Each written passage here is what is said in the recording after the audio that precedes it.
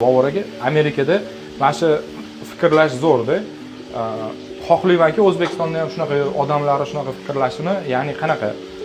Siz birovning vaqtini sotib olyapsiz.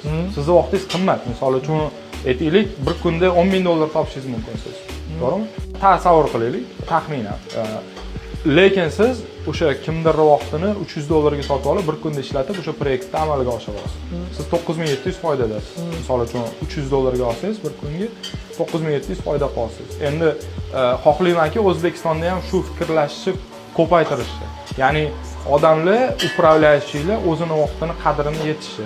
Boshqa misol uchun hamma sohada o'zi qilgani yaxshi-da. Misol uchun men hozir IT qilsam, programma yozsam bo'lmaydi. Men lучше trakimni qilganim yaxshi, buxgalterligimni qilganim yaxshi. O'shanga siz ham o'zini sohasini spetsialistlarini sotib olyapsiz. To'g'rimi? Shunaqa qilib proyektlaringizni oldinga chiqaryapsiz. Siz misol uchun o'zingiz qilsangiz bo'ladi. To'g'ri, bitta zo'r narsani aytdingizki, men o'z sohamda spetsialistman dedingiz. Boshqa sohada mana IT ni o'zim qilsam bo'ladi dedingiz.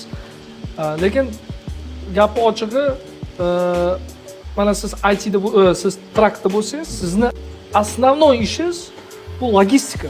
Bo'ldi, bu sizning biznesingiz. Ichidan zo'r bilishingiz kerak. Lekin programma tuzaman desangiz, o'ziz jamoa yig'sangiz, qiynalib qolasiz. Chunki qanaqasi ularni motivatsiya berishni, qanaqa oylik to'lashni, qanaqa ularga tex zadaniya berishni bilmay qolasiz.